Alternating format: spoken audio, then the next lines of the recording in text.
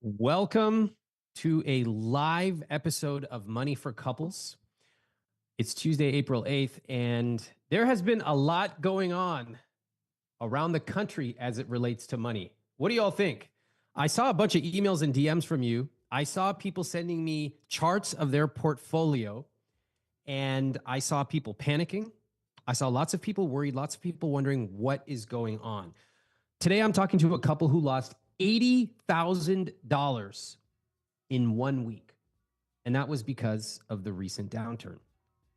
And as usual in our Money for Couples conversations, we're going to learn that it's not just about dollars, but there's a story behind it. And for all of us, the question is, what do we do now? What do we do with our money? What's coming? Should we be saving more, investing, cutting spending, spending more? What are we supposed to do with it? If you have ever made a risky move with money, if you've ever felt uncertain, if you have decided it is finally time to learn how money works, then today is for you. Now, I'm going to encourage you to leave as many questions as you possibly can. I'm going to be answering questions today. We're also going to get political. Money is political. I'm not afraid to tackle those topics. Money is not just numbers on a page. Money is the ability to raise a family. Money is the ability to be okay, to take care of elderly parents. It's all of those things. It's about trust. That's what we're going to be covering today. So I would like to welcome our couple who I just got a chance to meet. Let's welcome Paul and Vicki. Paul, Vicki, how you doing? Hi, doing good. Hello. Thanks for having us. Yeah, Welcome nice to the meet show. you. Thank you for being here. Wow. Okay. Before we jump into the many questions I have for you, can you just tell me right now, when I say the word money, how do you feel? First instinctive reaction. Vicki? A pit in my stomach. Yeah. And Paul? Decent amount of anxiety. Okay. You just lost $80,000. Walk me through what happened. That's all on me for sure. So I have a history of looking at the numbers a little too much. I have a very obsessive mindset towards finances and towards money in general. So when I saw the potential news, that I thought, I thought I had enough information to make the right choice with the money that we had in our brokerage account. And it ended up not being the right choice. And I lost that money through, trading it with the movement of the markets. Okay. Let's be a little bit more specific. What exactly happened and when was this? This was last week. Right, Vicki? Last week, not 2 weeks ago. Yeah, last week. Jeez. Correct. So you saw the news and you saw the market. What did you see the market doing? Even before the market started doing anything, I saw the news that there would be speculation that the market could go down. And that's when I was like, okay, it's a potentially good opportunity to make money on the way down. Okay, how do you do that? Well, how I thought you could do it is by, shorting or buying a put, options trading. Oh, wow. And how long have you been doing that for? That started in 2021. Okay, how have you done since then? In the red. Oh, okay. Wow. This is the first options trader I ever met who actually admitted they are in the red. Funny, every other options trader in the world, according to their own reports, is soaring in profitability. Okay, so you've been in the red from 2021 to 2024. Out of curiosity, if you had just put that money in an index fund, how would it have performed?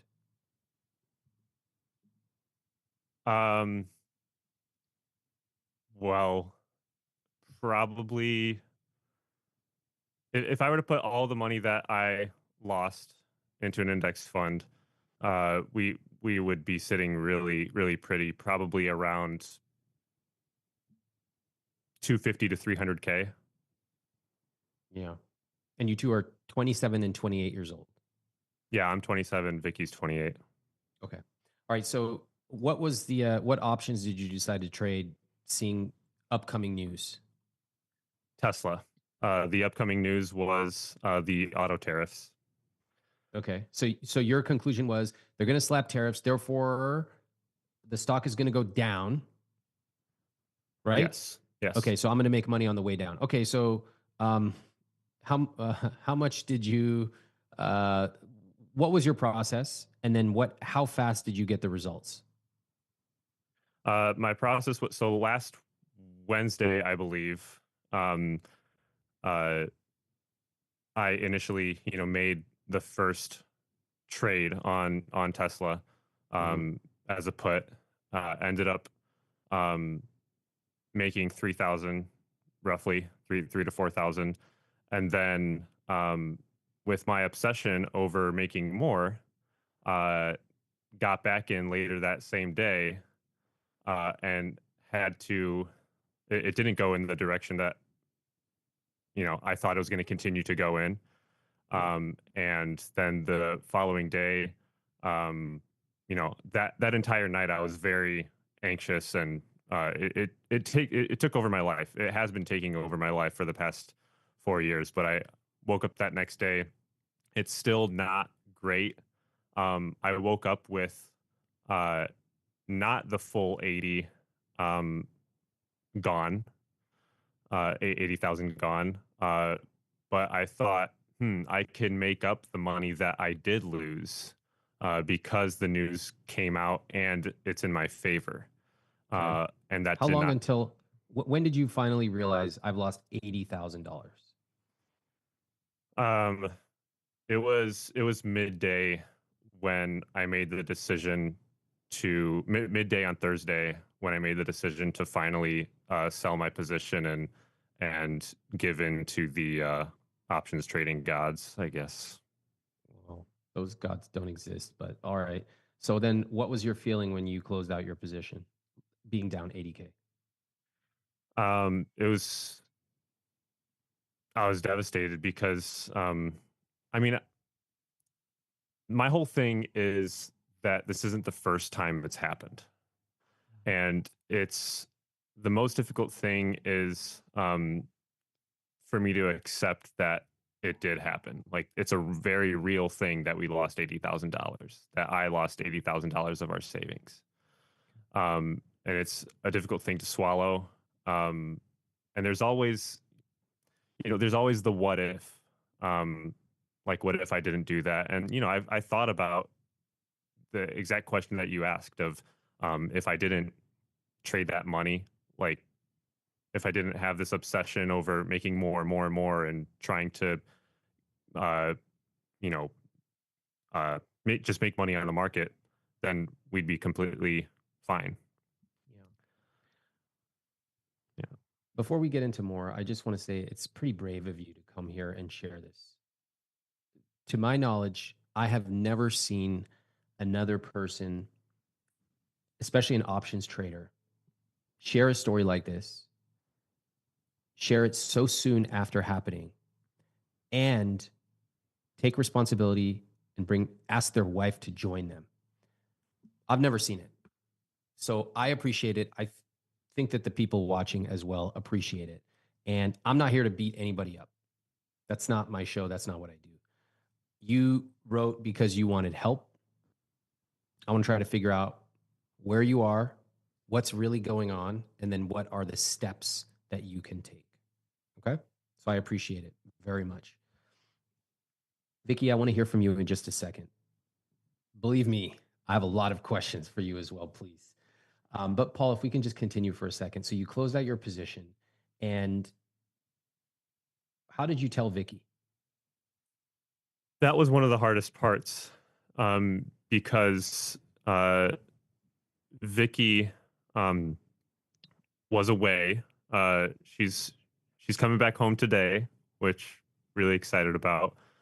But she was away at the time, uh, singing a very important opera contract. She's an opera singer, and I didn't. It was the day before her final performance, and I did not want to uh, further burden her and distract her from her career that she's working so hard to do. Uh, and it was really difficult. You know, I called a buddy of mine first mid trade, and I told him, I was like, I got back in again, and it was a tone of like, I'm disappointed in myself. Um, Is he a and then trader as well? no, he no, not at all. Um, and then I called a buddy of mine that got his finance degree from Penn. Um, just to try to get some last minute tips before I do end up selling the position. But let's talk about when you told Vicki. Let's cut to it. Sure. You called her, and what happened? I told her that I got back in and lost that I lost money, and then she asked how much, um, and I told her basically all of it. I was beating around the bush with the numbers because it was a hard pill for me to swallow, but eventually we got around to it, and um, the thing I admire most, one of the things I admire most is just how she's so supportive. Okay. Um, and I realize how difficult of a position I put her in with all of this stuff, and that's what I want to work through. That's why I inquired about getting help from you, um, and fixing my relationship with money, because that is the problem in our marriage, is my relationship with money. Okay. Thank you, Paul. I want to hear from Vicki now. Vicki, do you remember exactly where you were when you got that phone call? Yes. Okay. Can you walk me through what you heard on the phone? I heard my husband being very anxious, very distressed, and my immediate reaction is to be the calm, cool, collected one. Um, and so I tried to ask a lot of very straightforward, very unemotional questions like numbers, just to get a sense, just because I could tell he was very emotional at the time. Emotional, like what kind of emotions? Big emotions, anger at himself, um, embarrassment to kind of have to come to me with his tail between his legs, um, especially with the fact of, this has happened before. I kind of have I don't want to say a protocol, but I think I've learned how to best get the result that we both want from these kinds of conversations. And it was really just to meet his big emotions with little emotion. Okay. Okay.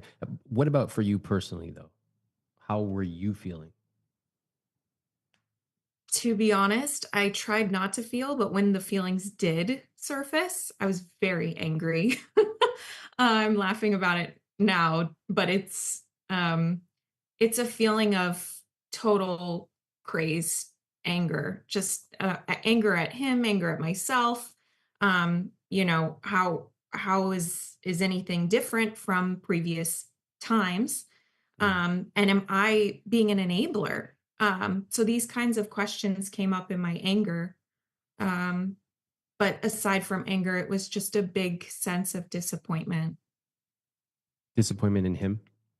Yes. But also in myself. I will take responsibility for whatever is mine to take. And I realize I did not make the action of trading, and I've tried to discourage it in the past. But if there's any responsibility to take on my end, I will take that. But I was angry. Yeah. I would be angry too. I would probably have the same feelings and probably more anger, um, betrayal, Exactly. sadness, and confusion. Like, what does this mean for us? Even $500 is a lot. $80,000 is a huge amount for anybody. I want to ask our audience today watching, has anyone watching here, first of all, can we really take a second to acknowledge Paul and Vicki both being so honest about this? Not easy to do. It's not easy to talk about this kind of stuff. I appreciate both of you. If you've ever had somebody hide something financially related in a relationship, drop a comment below. Paul and Vicki, I think one of the things that I love about our community is we find out that the things we thought we were suffering about alone, a lot of other people have gone through similar things.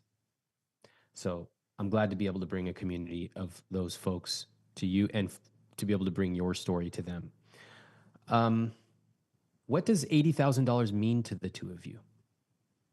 Like, is that, if you have like $60 million, okay, 80K sucks, but it's not that much. If on the other hand, you're both starting out your career, that's a lot. What does it mean to you, 80K, both the number and the meaning behind it? Vicki? It's a big deal. It is a big number to the both of us. And the meaning behind it is really the feeling of freedom. That 80K was money that we had saved up for an emergency fund for a rainy day. And so with the loss of that comes the loss of security, not just in the betrayal of trust, but in the loss of that. How long had you saved up this money for? Paul, how long would you say? That's a great question. I'd probably say in between a year and a half to 2 years. 2 years. And it vanished in 24 hours. Yeah. Okay. What did the money mean to you, Paul? Same thing. It meant that security. It was our savings. I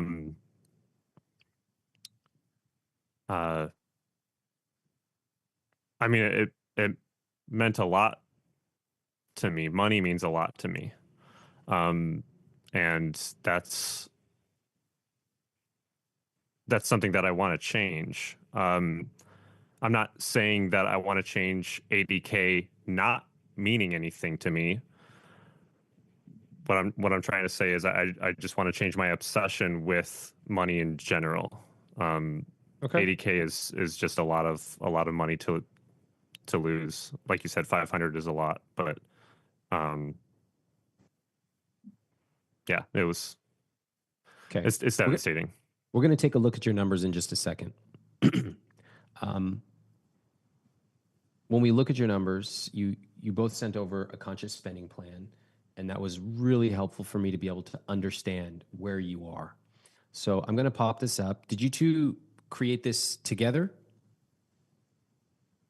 I would say it was mostly Paul, but I've seen it and confirmed. Okay. All right. Well, let's go ahead and pop it up here. So I'm going to read some of these numbers here. Again, keeping in mind you're in your mid-20s.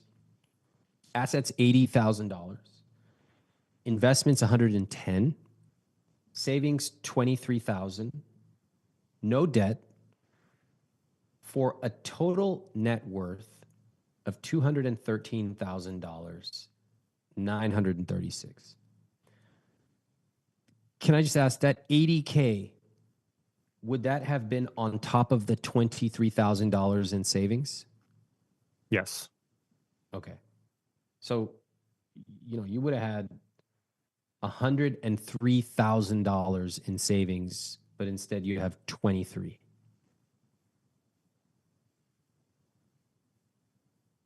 That's a big difference.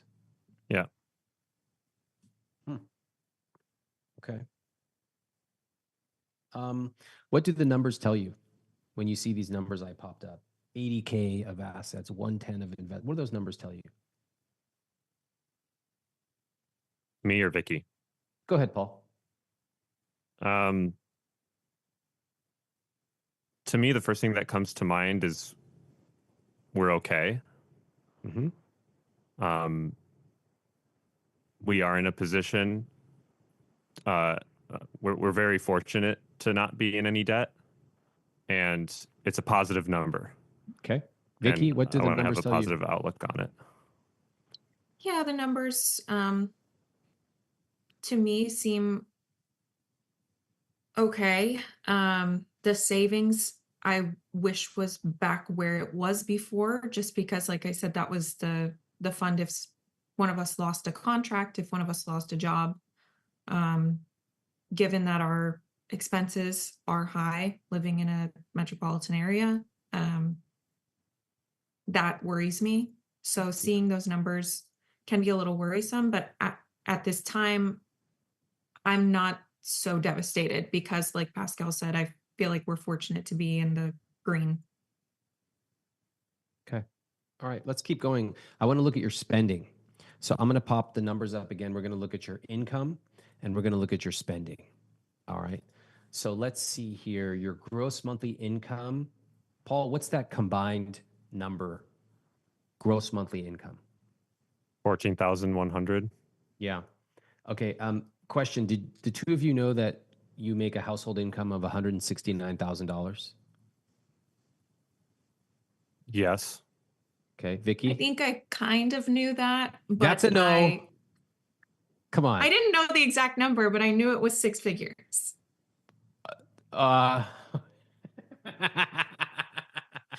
Well, that's in the right universe. Okay, so first of all, 50% of the people I talk to do not know their own household income. So right here, we have the perfect example. One partner knows, the other partner doesn't. It's very common. Vicki, just so everybody understand, again, no judgment. This happens all the time. But everybody wants to know, how is it possible you don't know your own household income? What would your answer to that question be? I think my perspective on money is very much compartmentalized. So I'm thinking about money in a monthly fashion. And especially as a freelancer, I think of my money per contract instead of yearly. So like your income is variable, it goes up and down? Correct. Yes. Okay. All right. So you think of it like, am I getting this gig? What am I going to do next month or this month? And that's pretty much as far as you see. Yeah, it's very short term. Okay.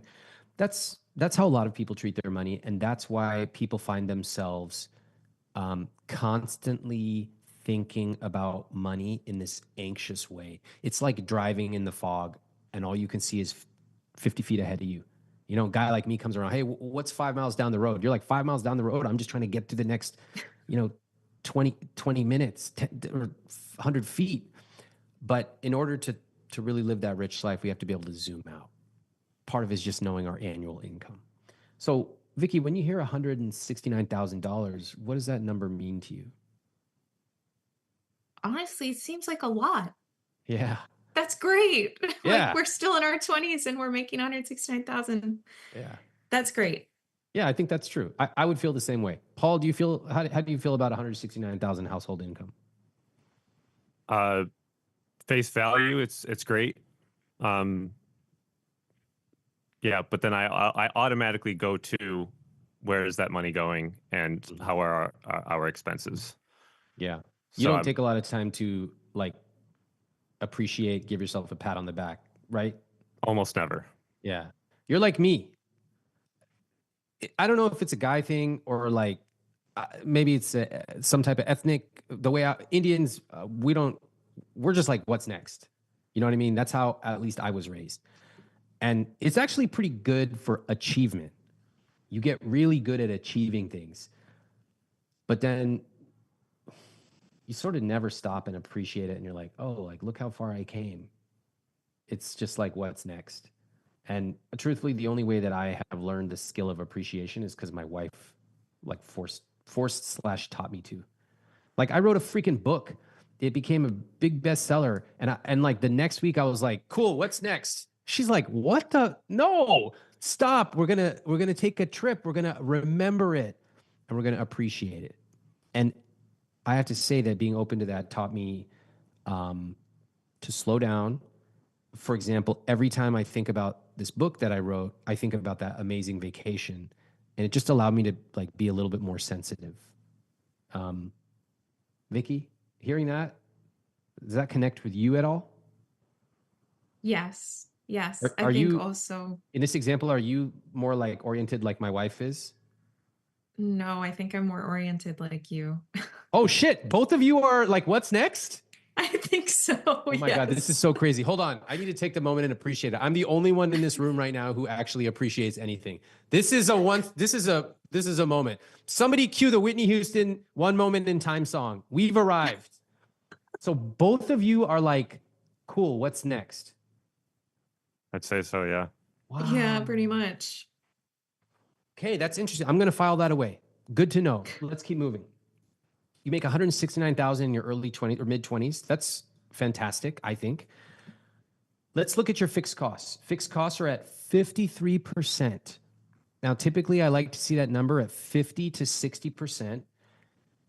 It's fantastic to be at the lower end. And by the way, I'm using my conscious spending plan template. We will drop a link so everybody can download this right now and you can plug your numbers in. All you need to know are 4 key numbers. And I'm going to show you what those are right now. Your fixed costs are 53% of take-home pay. Your investments are 27% of take-home pay. That's very high. Savings at 9%, nice.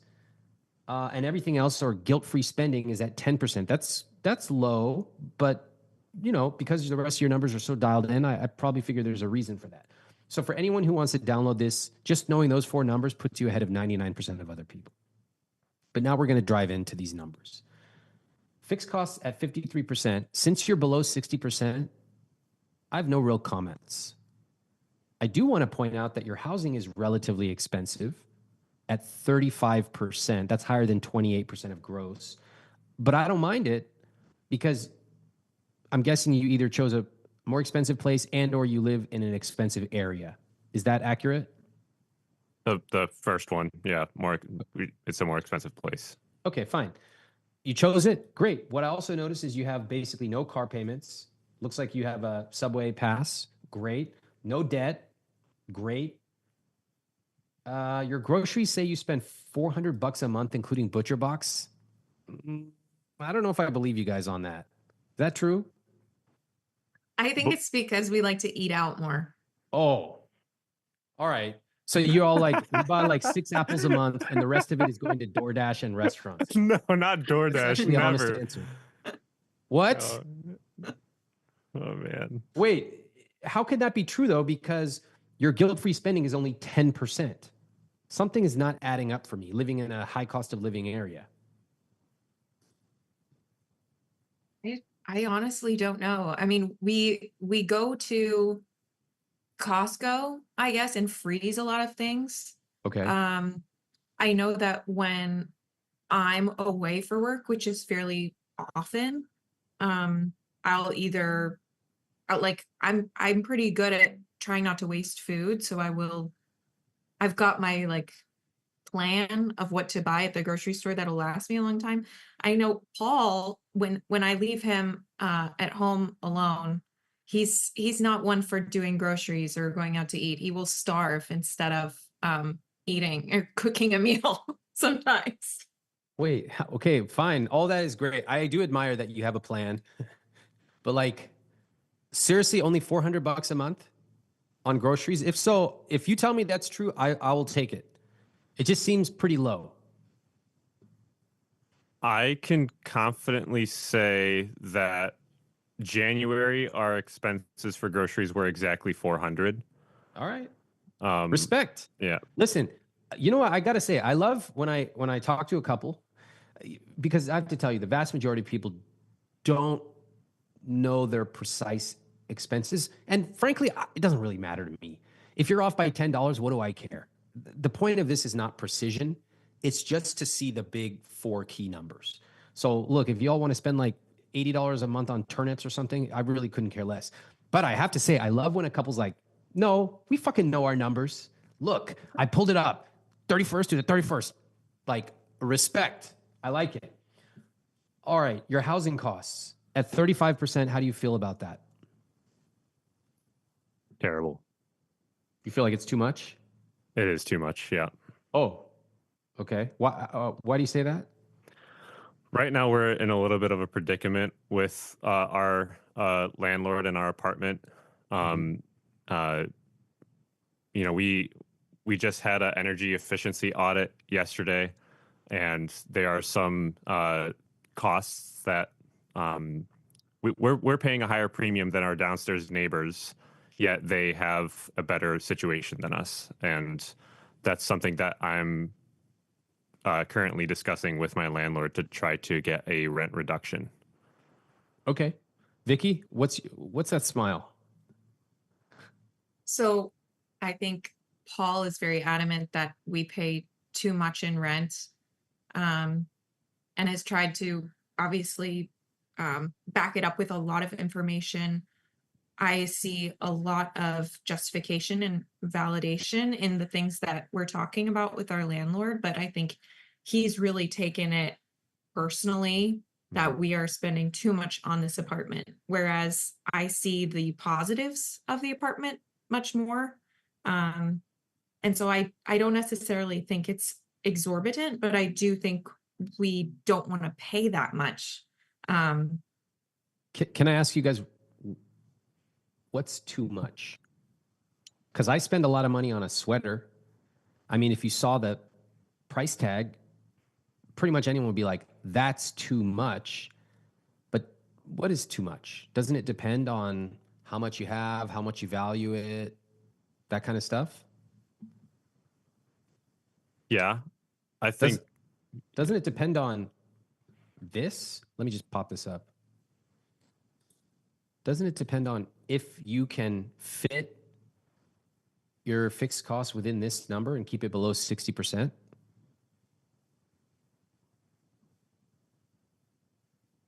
I guess. What do you mean, I guess? Well, I'm the one who created this, so I can say the answer is yes. As long as you're hitting your numbers, if you want to spend freaking $6,000 a month on rent and you're still hitting your numbers, go for it. If you want to spend $1,200 a month on rent and instead splurge on vacations or eating out, that's not for me to say. That's why I have very little constructive feedback on your fixed costs. You're below 60%, it's your rich life. You do what you want. So what do you think, Paul? I guess what I'm trying to say is it doesn't sound like you're spending too much because you're hitting your numbers. I guess the biggest thing that makes me say it's too much is comparing to our neighbors for the value that we get for the apartment. Is the name of your neighbors called the Joneses? No, it's not. You realize you're literally doing what people talk about, comparing ourselves with the Joneses. Yeah. Like, who cares what they're paying? I mean, if you want to send a letter because they're getting, some better, okay, fine, send a letter. But are we kind of missing the point here? You just lost $80,000 in options trading like 72 hours ago. Which should we be paying more attention to? Probably the options trading. Yeah. So let's move past the fixed costs. I see no comments to be made. You're well below 60%. Personally, I don't think, if I were you, I would say check and move on. All right. Your investments are at 27%, but you lost tens of thousands of dollars. Help me reconcile that. You're investing here, but you're also options trading. How do you think about it, Paul? So those investments, Vicky's is a Roth IRA, and then mine is maxing out Roth IRA plus maxing out my 401k.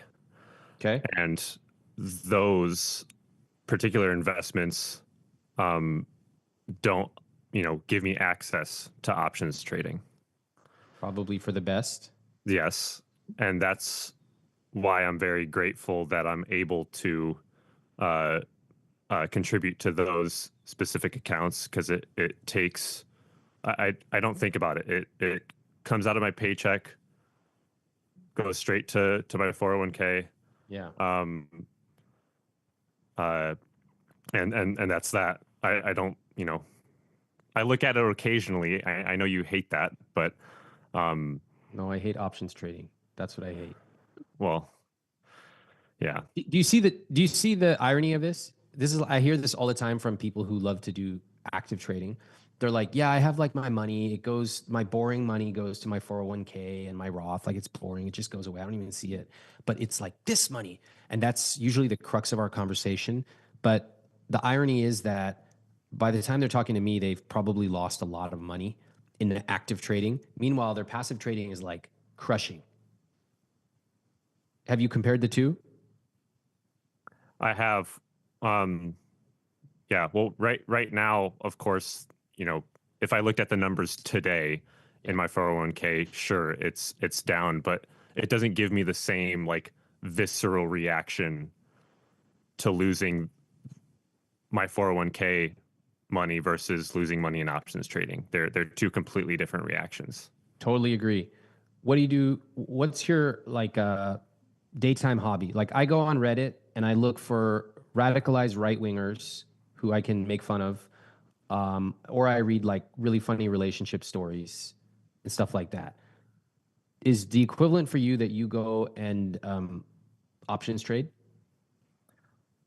Well, I haven't placed a trade since losing all that money, and I don't plan on getting back in ever again.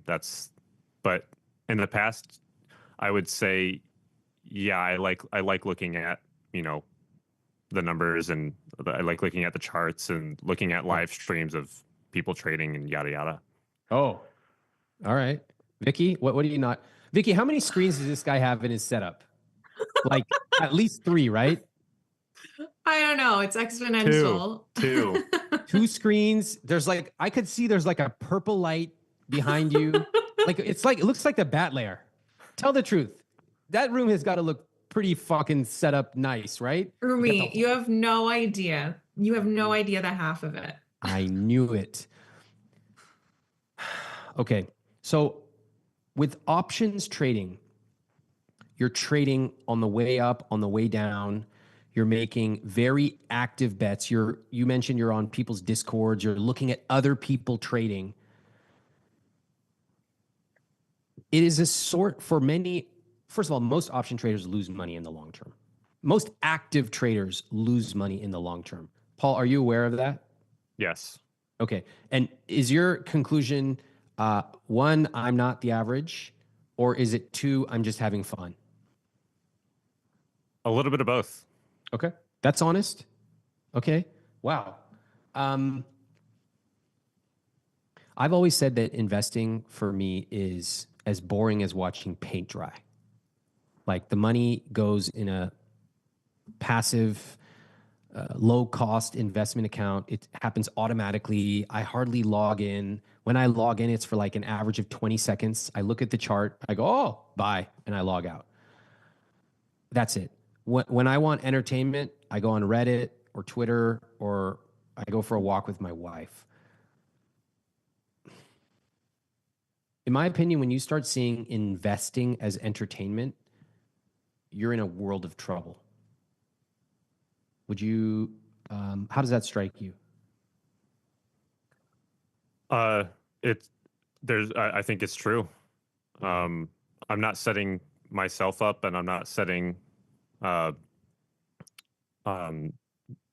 and Vicki up for not even success, but just like, because it's not really about success. I'm just not setting us up for like a calm and happy life. Yeah, that's a good way to look at it. It's kind of like she comes home from an opera trip, and she opens the door, and what she would hope for is maybe dinner's ready, or there's like some music playing, or like something calm. It's clean, and instead it's like a fucking EDM concert in there. you know, and there's like Legos everywhere on the floor. It's like, and everyone's like, oh, fuck, what's happening here? Not the approach I would take with investing. All right. So, Paul, you said, I don't plan on options trading ever again. Question: how many times have you said that before? I believe three or four other times. Mm. Why is it going to be any different this time?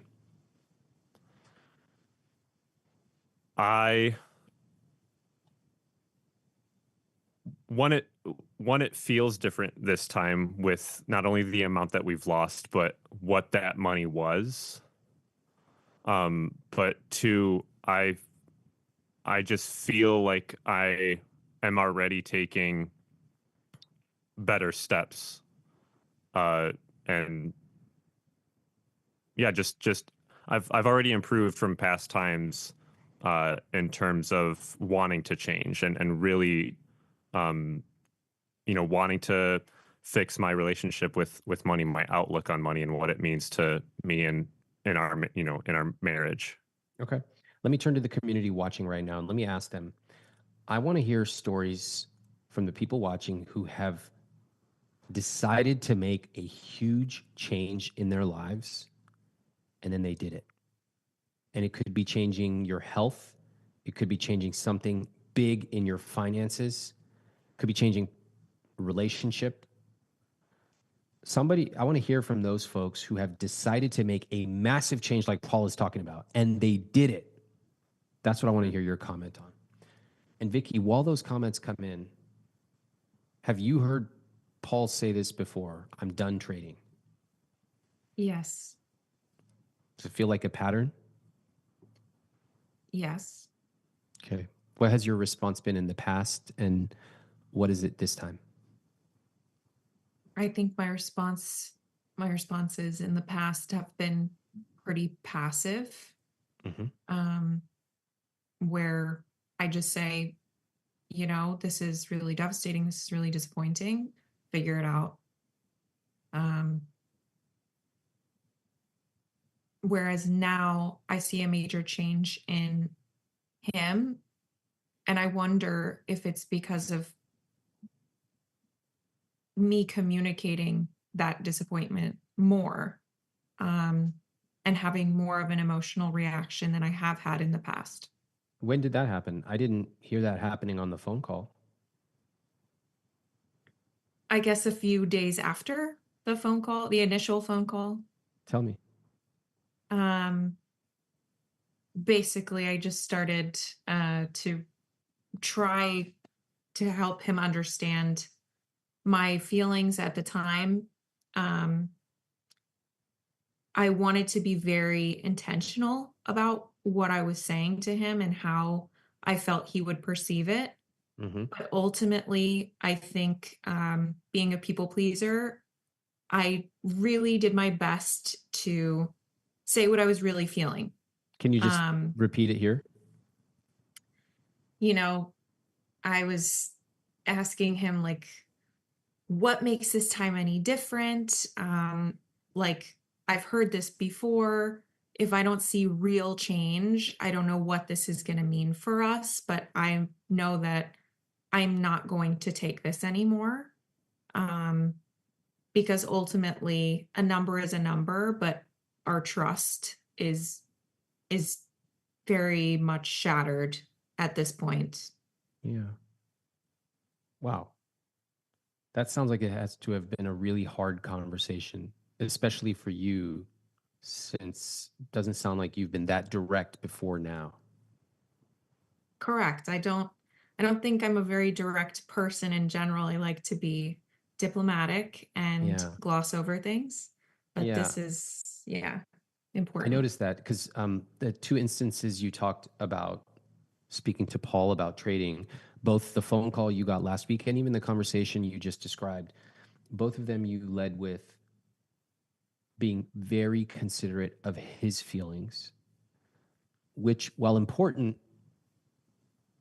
sometimes it's not about your partner's feelings. It's about you being super clear and setting an expectation.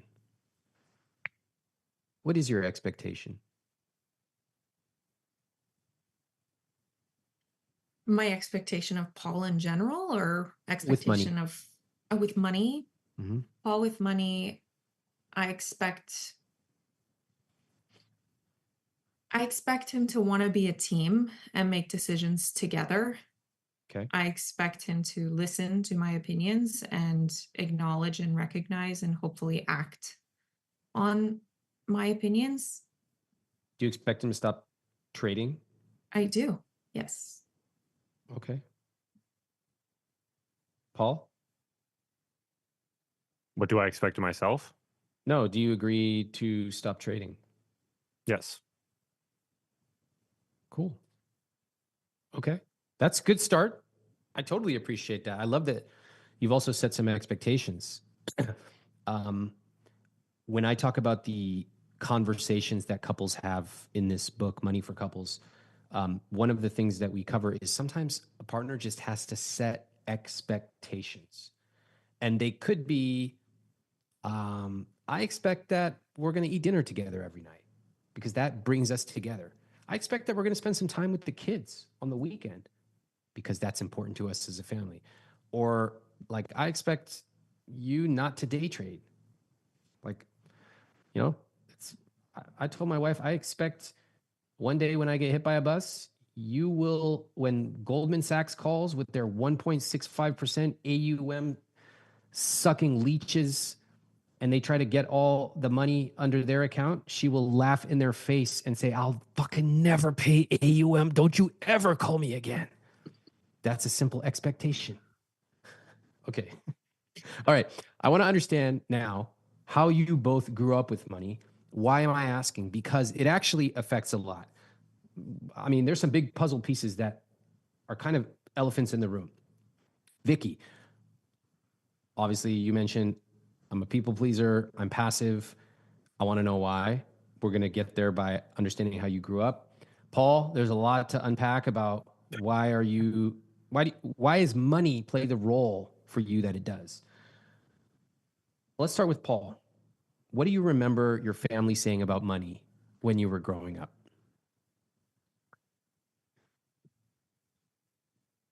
So I'm a first generation American. My parents are both immigrants from Poland.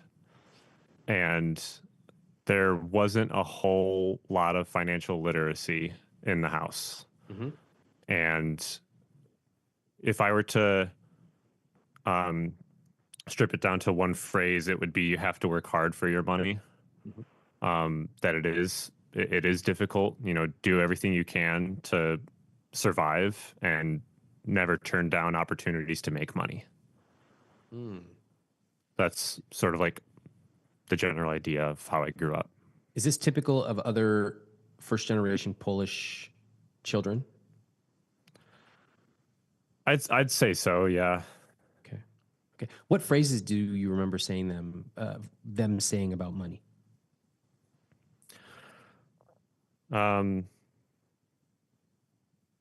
Save it.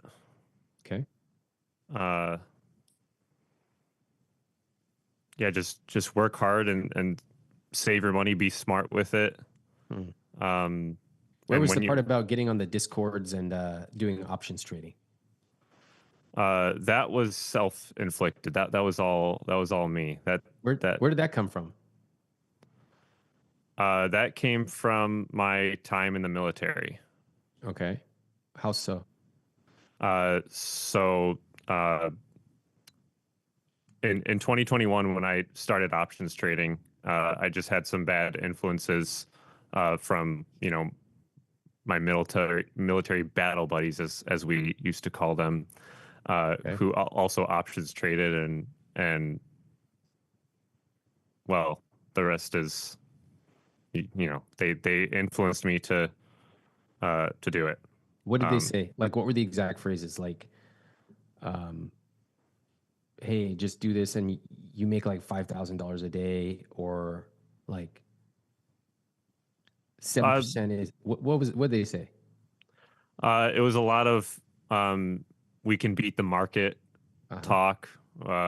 We could get better returns than 7, 8%, even 10%. Like that's, chump change. Like, look at all this opportunity. Right. Only suckers take 7%. Right. Yeah. Okay. And So, like, and did you believe it? I believed it enough to do it. Yeah. So yeah, and even when I was starting out, there were the smaller red days, and what really broke me to continue options trading was the amount that I gained so quickly before losing it all. How much? Uh, it was around like 3 months of time. I made roughly $80,000. Kind of cosmic, right? Mm. Yeah. It's I mean, hearing this explains a lot. You're around a bunch of guys in the military. There's inherent competitiveness. There's time. Ideas move fast when you're with a group of people together, sequestered. And the idea that like there's so much opportunity. We just need to like do our research and like look at this thing and look at what I did. It's very intoxicating in a way. You can see how people fall into it. And then you have like somebody like me come around. I'm like, actually, 10% is quite good. Subtract inflation, 7% real return. It actually compounds. And people are like, shut the fuck up. 7% is for bitches. And you're like, whoa. It doesn't sound that exciting. Meanwhile, my friends are presenting this idea of excitement and pure profit. Who's going to win that argument? But if we actually take a candid look at the numbers, had you invested passively, you would have had, as you put it, hundreds of thousands of dollars. Yeah, exactly. It literally would have, and it would have turned into millions because you're in your 20s. Millions. Plus, I bet you wouldn't have had that conversation with Vicki, the expectation setting one. Okay. All right. Vicki, I'm curious about what you remember your family saying about money when you were growing up.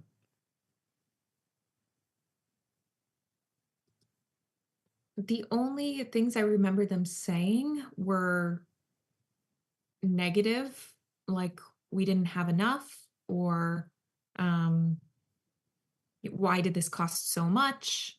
Mhm. Things like that. Did you have siblings? No, I'm an only child. Okay. So it's expensive, etc. And um, how did that make you feel as a kid?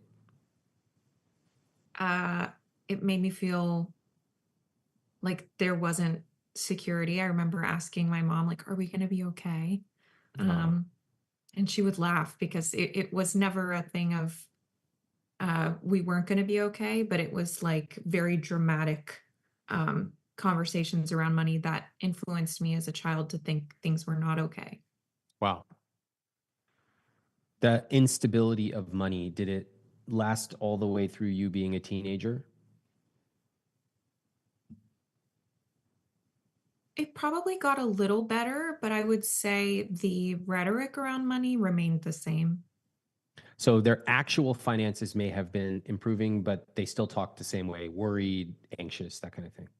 Correct. Okay. What do you make of the fact that now money is a primary source of anxiety in your own marriage? Par for the course, man. Yeah. Kind of like passed down generation to generation. Do you like it? No, I don't really enjoy being anxious. How come you still participate in it?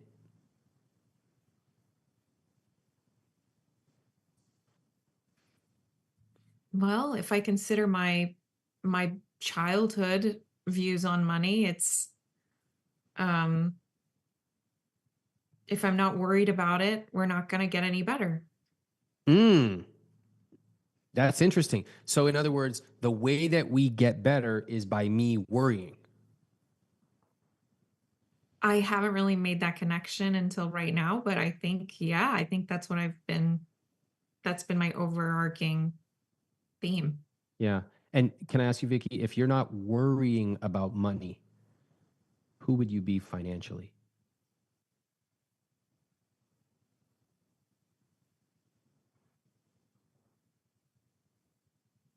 I don't know. It's hard to imagine, right? Yeah.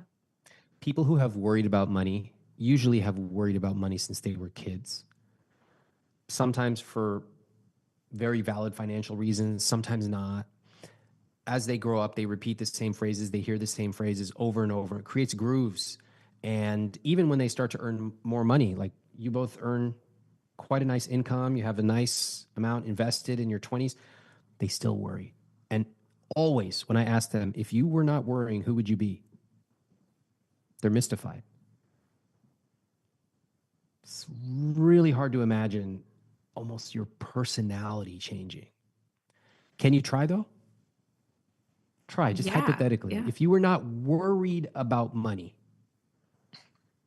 what might you look like when it comes to money? If I wasn't worried about money, I would spend a lot more. I Okay. would, um, yeah, I wouldn't worry about what was in the checking account. I would be able to go shopping more frequently and with less despair Yeah. around looking at price tags. What would you shop for? What would you get? Um, I love shopping for gowns since Mhm. that's my business, that's my career, and looking good on stage is important to me. I Mhm. love looking at gowns. Cool. What do you two make of this so far? This, as I'm asking about how you were raised, any surprises coming up for either of you?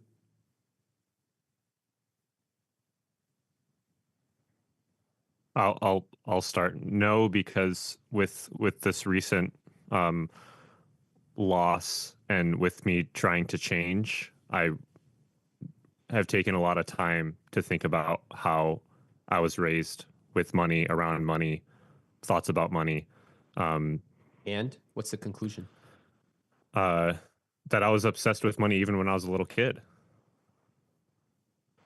And Obsessed means thinking about it, trying to make more, all that. all that. When did you start earning money? Fourth grade. Fourth grade. How did it feel when you first got paid? It was amazing. I saved it up right away to be able to fund what is now my career. Okay. And in fourth grade, I saved it up for like audio gear, basically, so that I could have my own recording studio in my house. How much is enough?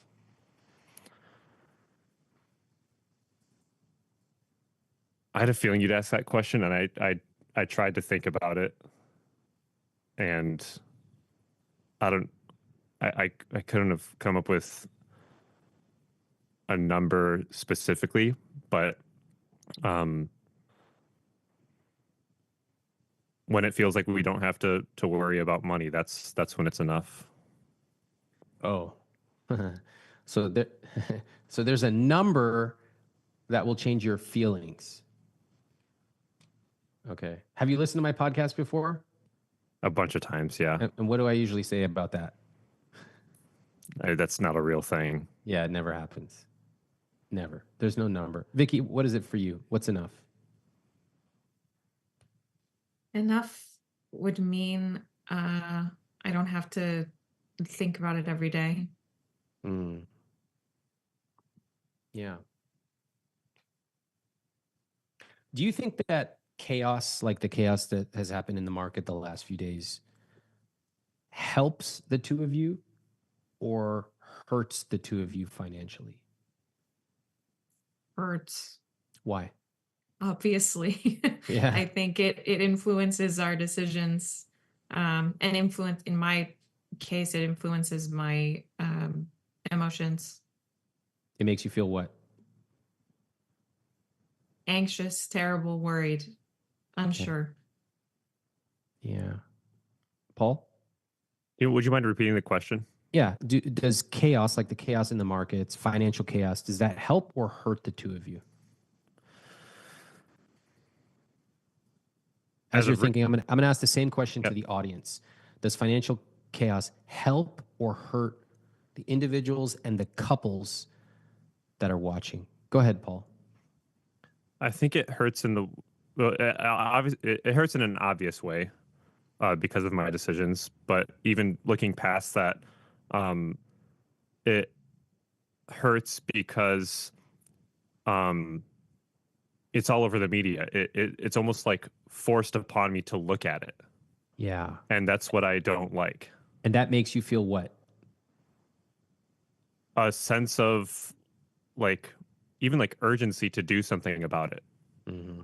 And now on the other side, going back to the 401k, seeing the chaos doesn't hurt us because I feel strongly that, again, that's a 401k. It is retirement money.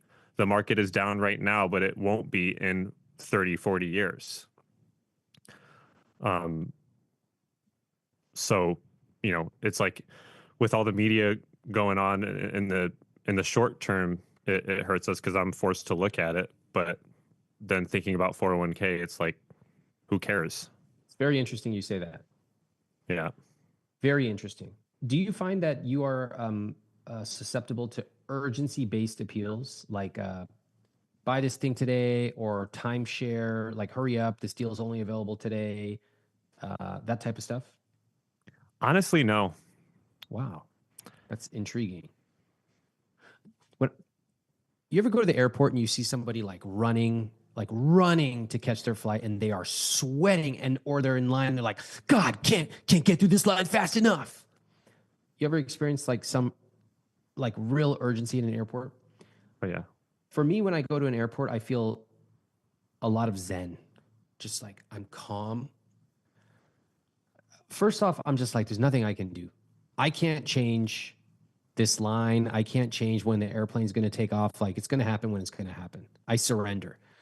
But also, I'm getting there early enough that I don't need to run. I don't want to be dripping in sweat when I sit down in my seat. So it's similar that you mentioned that with your 401k. Your 401k is like getting to the airport early. You've structurally set it up so it's passive. You don't even really need to log in. You feel calm. That's how I feel about money. Chaos in the markets actually makes me calmer. I look at the charts. I look at the charts on the front page of the New York Times, or all this frenetic stuff going on Twitter, and I just laugh. I'm like, you guys are paying attention to the wrong thing. Let's wait for Vicki to rejoin us here. There she comes. Hey, Vicki. My bad. Sorry. You're looking at the wrong things. You're running, and there's nothing you can do about it. But that's because I've set up my investments to not be active trading. And Vicki, do you see how having a strong unit around money would actually like protect the two of you when times get chaotic? It's almost like the rain is coming and the two of you are going to shelter together.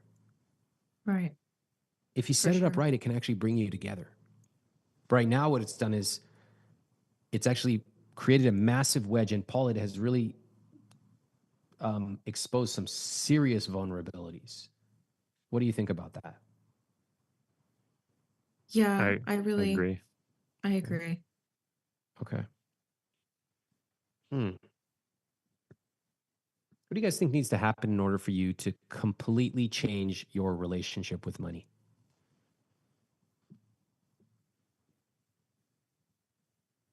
Let's start with Vicki.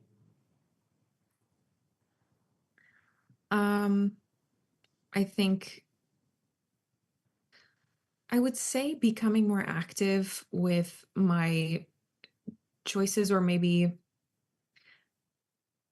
no, let me rephrase that. I think what would help how we start to feel about money is coming together and, I don't know, being a team about it more than we have been. What would it look like?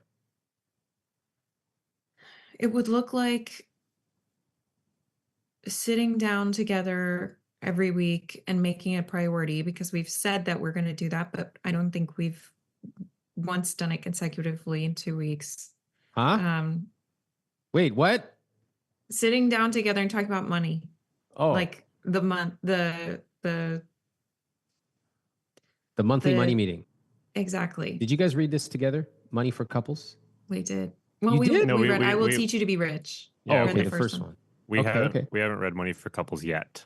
Okay. Love that. We haven't read it yet. Okay, cool. So some consistency. I agree. That would be good. What else?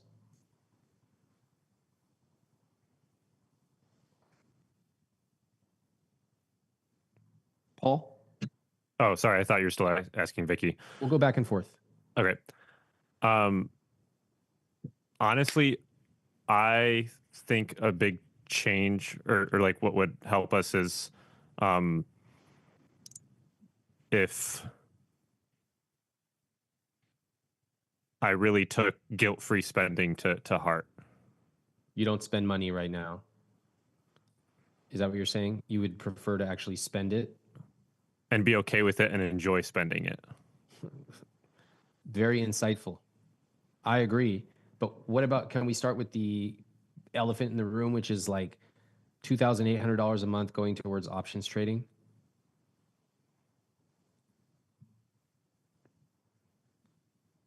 I mean, that's no more. It's over? Yeah. How are we going to make sure it stays over? Just let it do its thing. Put it in an ETF and call it a day. Okay.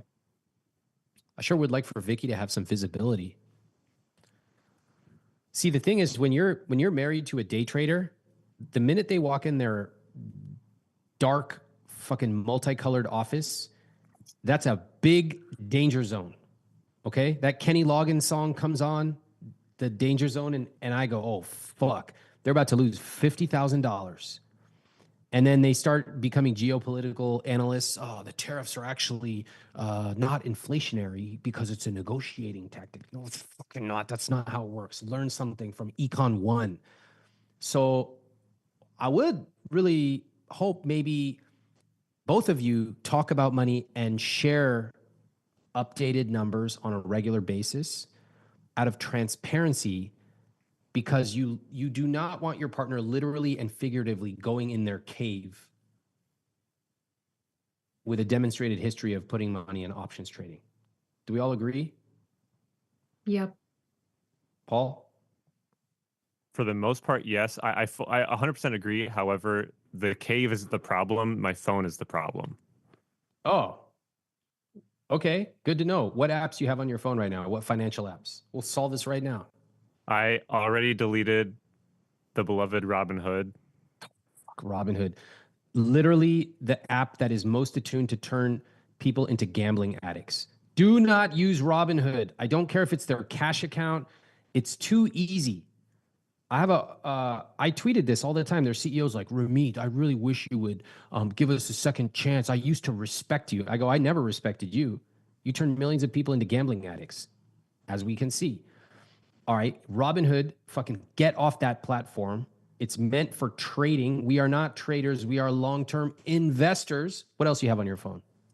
I deleted Webull.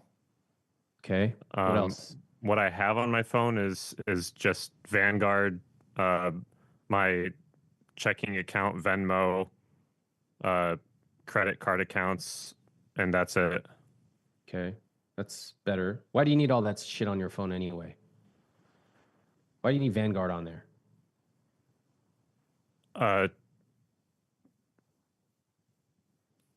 That's a good question. Get rid of it. And for that matter, why do you need a checking account on your phone? To pay bills. What the fuck? Who pays their bills on a phone? I do. Not anymore. You're going to go, this is what you're going to do. You're going to go back and reread chapter 5 of I Will Teach You to Be Rich. Okay. It's called automation. Learn about it. Drop the link. Can we get my team to drop the link for the I Will Teach You to Be Rich book? I'm going to drop that in that every single person right now. If you are not automating your money, if you fucking have your if you have Wells Fargo, you have a bigger problem anyway in life. But if you have your checking account on your phone, not grow up. It's 2025. There's no reason to be logging into your account. What? Yes, chapter 5. Look at that. All right, drop the link in there. There's no need to. We don't want to have to log in. It should be automated, and all this stuff runs automatically, passively. That's when you have a healthy financial system. Okay. And honestly, for you two, it's actually more important because the more actively involved, Paul, you are, like actively, the more chances of something wrong going on. So I actually want you to set yourself up and your relationship up for success by automating and making as much of this passive as possible. Checking, bill pay, investments, which is already happening for the most part, even spending. You can have little sub-savings accounts. There's lots of ways to do it. Okay? Can I ask you a question about that? Yeah, go ahead. How do we best automate when, like, on the months of like variable income? Mm-hmm. What's the best Here's way how you do around it. that? That's in chapter 4, but let me just tell you right now. So like, let's say that I'm looking at your CSP here. Let's say that on an average month, you need $5,700 to live. Let's just call it $5,000 for easy math. Let's say 1 month you make $9,000. Pay your bills for $6,000. Put $3,000 in a buffer account. Then 1 month you make less, draw from that buffer account. But eventually you're going to build that buffer account up to like 6 months of those expenses. Now you can simulate a regular, consistent income because some months you make more, you pay into that. Some months you make less, you draw into that. Okay, that's conceptually how we do it. For everybody wondering, if you want a little bit more, I did a whole session on this in my money coaching program. We'll drop a link for anyone who wants to join that money coaching program. We talk in detail about how to handle an irregular income, how to use your money to travel better, all kinds of cool stuff in that community. All right. So far, so good. I like this. We're getting the apps off. Vicki, what about you? You mentioned the monthly money meeting. Can we talk about that? Yeah, sure. How are we going to make that happen? We got to schedule it. Let's try that. Let's try that response again. Did you notice your instinctive, like, facial expression when I asked that? No, what did I do? It's very revealing. Sometimes the face tells it all. Watch. Let's reverse roles. You ask me and I'll be you. Go ahead. Okay. What do you want to do in this monthly money meeting? It was like the face just told it all. It's like, ah, fuck. Can we try it again? This time, Okay. This time, ask yourself, who do I want to show up as? Who's someone in your mind that is very confident? Somebody who you admire when it comes to money or life? Who is it? You could say it out loud. A friend. Perfect. Okay. That friend is in your mind, how they show up, how they comport themselves. So I'm going to ask the question again. How can you make that monthly money meeting happen? We're going to schedule it and we're going to stick to the schedule. Damn. Can we give a round of applause for Vicki? Did we all see that? Very nice. So for everyone watching, that's a very important moment. So often we follow the script of what money has become to us. And for a lot of us, money is overwhelming. It's like, this thing that has all these weird symbols and words. And it's like, God, I'm so behind. We try this thing, it doesn't work. And we just kind of start to become helpless. I saw it. I've felt that myself in other parts of my life, right? I felt that way about fitness for a long time. I just didn't grow up knowing how to do it. And I felt it's too complicated. Sometimes the best thing we can do is just imagine somebody who's competent in the thing we want to do. If we're talking about money, it's like, who is it? Think of that person, channel them. And obviously you're in the performing arts because you nailed it. And you just showed up like, boom, this is what we're going to do. Okay, I love that. You're going to have the monthly money meeting. You know the exact script because you can use the exact agenda from the one that my wife and I use. It's in Money for Couples. We'll drop a link in the chat. What else do you need to rebuild trust with money in your relationship? I think it goes back to what you were saying about like what do you do during downtime during the day? Yeah. I think I'm so used to seeing Paul on his phone. Mm-hmm. If I saw less of that and more being present in the moment, I Ooh. honestly think that that would correlate with being less inclined to trade and less inclined to be worrying about money. And what would he do instead? And Listen to let's ask Paul. music. Yeah. Paul, what would you Paul, do? what do you want to do? If I got off my phone to stop trading, we'd go explore, go for a walk in Central Park, go to a cooking class or a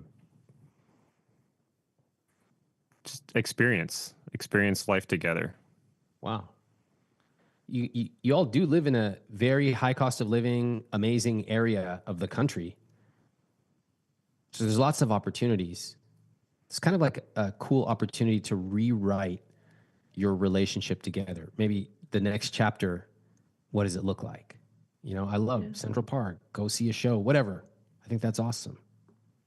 And Paul, you can hear Vicki she's whispering it, but I read many years ago this thing that said when somebody you love whispers something, treat it like a scream.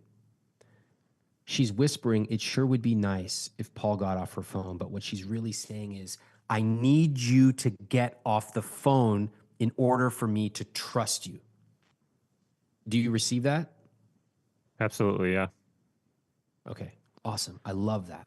I got to give you a round of applause. That's good. That's good communication.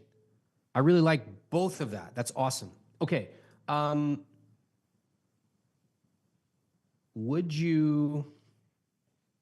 We talked about rebuilding trust. What about rebuilding financial safety? What would that look like? And this time I want to hear Paul take the lead.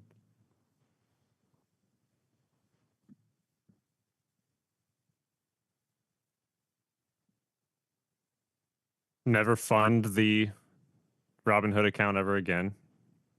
Closed. Well, the only caveat is I need to take whatever's left in there and move it to a different account. Yeah, transfer it out and then close it. That's fine.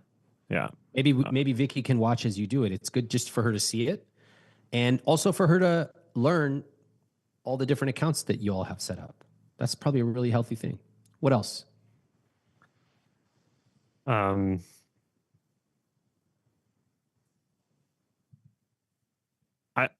honestly, I think I'm really good at saving the I'm really good at saving money, but then it gets into a wrong account and I'm not good at handling those savings. So since we took out the factor of the accounts that make me mishandle money, I believe I'm really good at saving it and rebuilding that every month. Financial security is not just about building a bigger number. You could be millionaires and your wife might still feel unsafe with money. She's felt that way since she was young. I talk to a lot of multimillionaires who feel unsafe. Financial security is also about building trust and making your partner and you both feel safe and positive with money. How could you do that?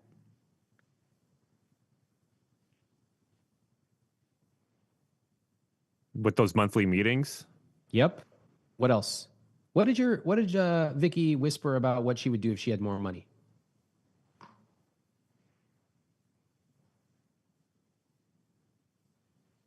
Didn't she say she wants to go shopping?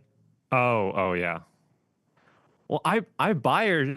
I mean, come on, Vicki, help me out here. I buy you things. I guess it's the feeling about going shopping, the feeling of buying things when it's not a special occasion.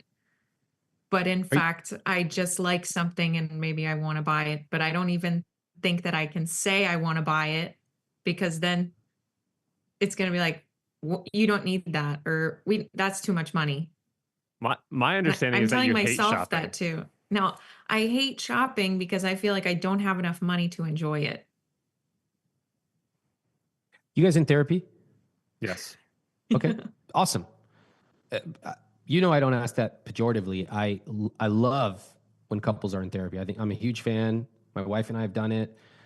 I encourage everybody. I think it's awesome. I think this is what I'm hearing is something that's so common, especially Paul. What you just said is something I have worked on for a long time as well, which is being in touch with my own feelings and understanding how my wife feels and wants to talk about. For me, I'm like, I'm good. I don't need to talk about feelings. I got the numbers. I know my Vanguard stuff. I know my asset allocation. I'm good. But we relate to things differently. And what you have heard, if you've been listening today, is Vicki grew up feeling like there wasn't enough chaos in the household, or instability at least. She's now seen that replicated in this relationship. So it's not even just about the 80K, although that will cost a lot of money in the long term. It's about the instability of knowing my partner did that once, twice, three times, four. And while he's making amends, and I believe you, I actually think you are serious about making changes. The deeper level of making a change is for both of you to actually connect on each other's level. She wants to feel like there's enough. Yes, the numbers help. Vicki needs to know her income. Yes, she needs to become more attuned with the finances. Yes, I agree. But you probably need to understand about how you feel about money, because trust me, this options trading was not about just pure profit. It was about feelings, feeling like you were part of something, feeling like you could get one over the rest of the world. Feel. You all need to meet on your feelings and connect much more deeply. How does that strike both of you? Yeah, I think definitely. And something we're discovering in therapy too is it's difficult for us to talk about our feelings in the first place. Totally. And, you know, bringing learning that and flexing that muscle is a feat unto itself, but then how do we get to the part where we're able to do that more frequently and Yeah. not wait until something bad happens? Yes. Okay, we're going to wrap in just a couple of minutes. I have a couple more things I want to tell you. For everybody watching, if you have questions, I'm going to stay a little bit longer and do a Q&A. I'm seeing questions about tariffs, questions about should I be investing right now? Lots of different questions. So for anybody who's sticking around, add any questions to the chat. And my team will also add a link to the money coaching program. For those of you who want to just join right now, if you want to join a community of people, be surrounded by them, and do Q&A with me every month, you can do that. For the two of you, guardrails, really important. I put guardrails on myself. Like guardrails would be a classic one is people will tell themselves, no, I'm not eating anything after 10 p.m. Right? Maybe they're doing a half marathon or something. They're just like, I need to stay pretty dialed in. I'm not eating anything after 10. Or mine is like, of course, I don't active trade, or we are a no debt household. That's a guardrail. We set kind of a boundary for ourselves. What would be a guardrail that the two of you could set? Let's hear one for both of you and one for Paul himself. What's the joint guardrail you can set?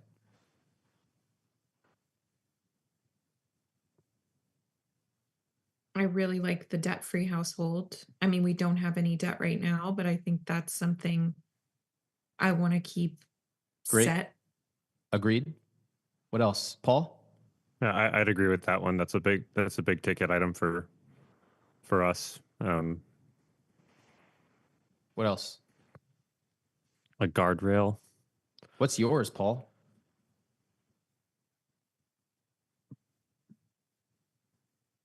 The obvious one is don't options trade. Don't trade it in general. Don't look at the accounts. Good. Yeah, just Nope. get it off my phone. Exactly. So I love that. That was multiple, really good. I'm not going to have any financial apps on my phone. No trading. In fact, I think the real secret, and everybody listen closely, because this is when you want to make a life change, this is what it ultimately you have to focus on. It's not just a series of tactics like getting it off your phone. That helps. You need to change your identity. I am a passive investor. I'm not an active investor. That's not who I am. Of course, if I'm not an active investor, I would never download an app. I would never even read one of those weird forums. It's just a bunch of freaks on there, a bunch of losers who think they're going to beat everybody in the market, but they can't beat anyone. They're actually like getting half the index returns. I don't want to be part of that. I'm not them. That's how I want you to think. What is your identity? I believe you're in the audio world, audio engineering.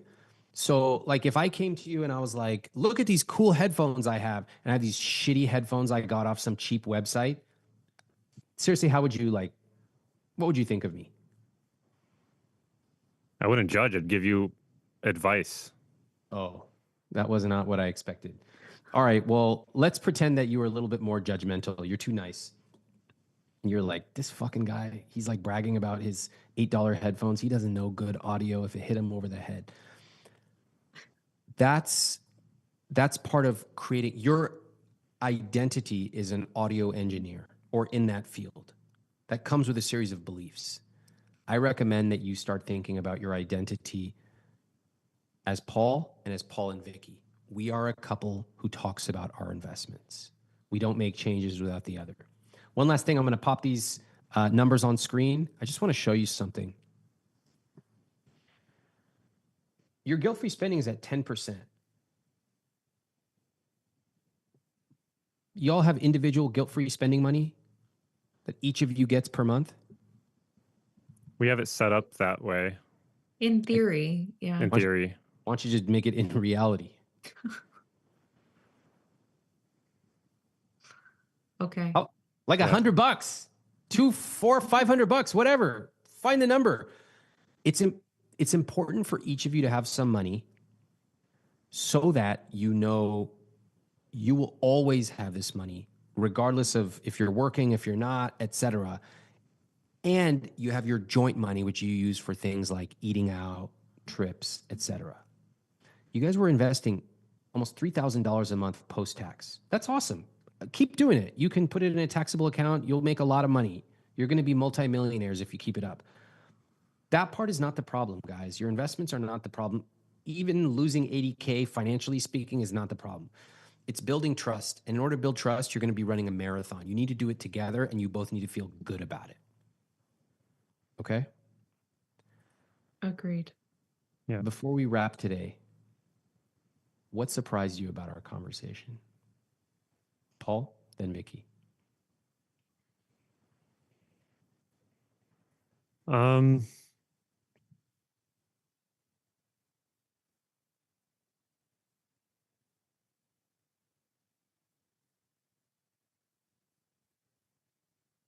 Honestly, I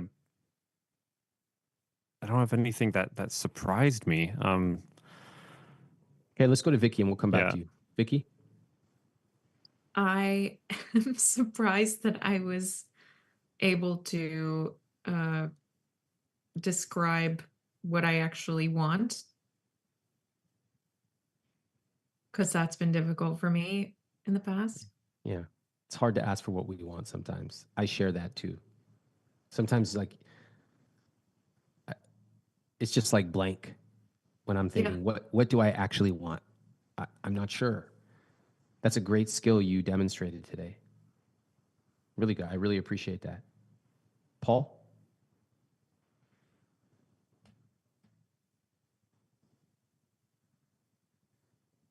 What occurred to you? Let's move past the surprise. What occurred to you on today's call?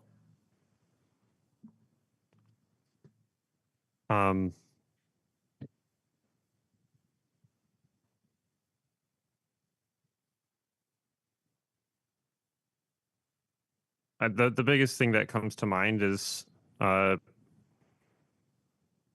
I just stayed on track with our 2018 selves when we originally read your book, and that it truly like changed our lives, and we were together as a we were still dating back then. We were together as a couple. And it just occurred to me that not just occurred to me, but it did occur to me again that if I would have just stayed on track, and I say me specifically because I take full accountability for what transpired this past week. If I just stayed on track, then we'd probably be secure in our finances, and live and lead a life together that's just like happier and healthier. You know, I wouldn't be looking at my phone. I wouldn't even have ever downloaded Robinhood. Yeah.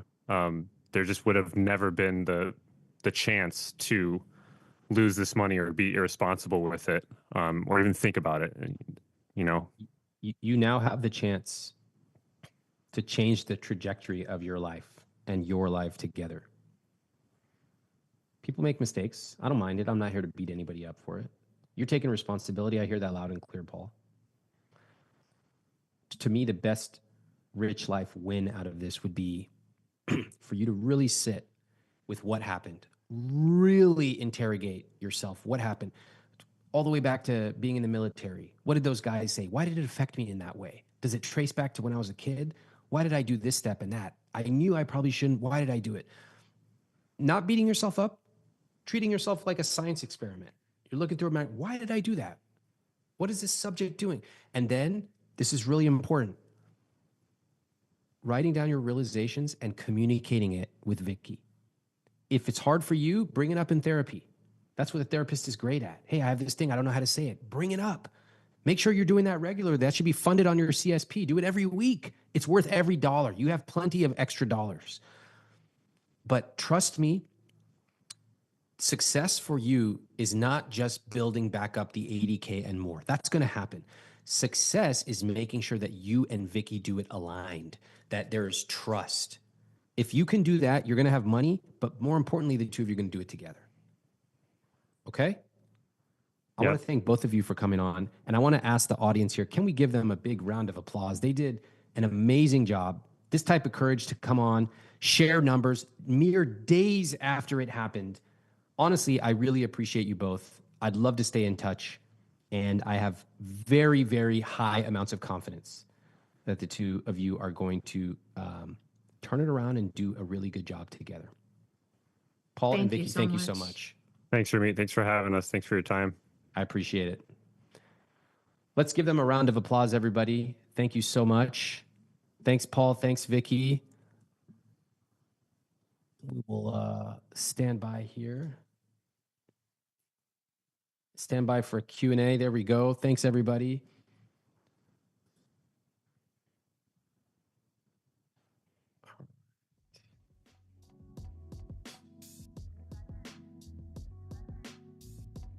Okay. First of all, wow. Thanks, everybody. Stick around. I have some Q&A for you. You've been asking questions. I want to answer them for you. I'm going to stick around for the next 20 minutes. Pretty amazing. What was your biggest takeaway from what you just saw? I thought they were amazing. Somebody asked in the questions, are these paid actors? No, everyone on my show is a real person. We don't bring paid actors on. We have massive amounts of people who want to come on the show. We don't need paid actors. These are real people. They applied. This actually happened. I appreciate the vulnerability, the candor. I appreciate the details. Who else do you know that would come on and share those kinds of things? I thought that was quite amazing. So I'm going to answer some questions for you. The questions have come in, and I welcome more questions. Go ahead and type them in the chat. First off, I want to say, if you are starting off with money, if you don't have your savings account set up right, or you don't know where you should be investing, get this book. Look at what I'm pointing at. I Will Teach You to Be Rich. You can get it. We'll put a link in the chat right now.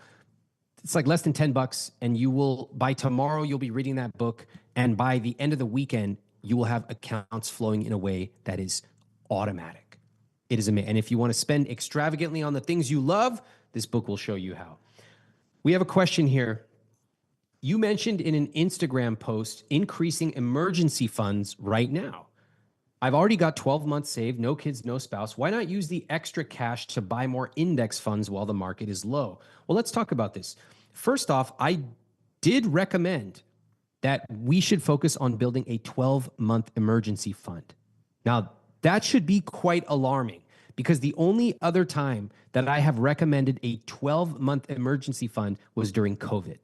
That shows you the seriousness of what is going on. Let me explain why, and then I will explain why some people are making a mistake in aggressively investing, in my opinion. First off, these tariffs. What happened? I'm seeing a ton of questions about these tariffs. Somebody asked a question on Instagram, like, what was Trump's strategy?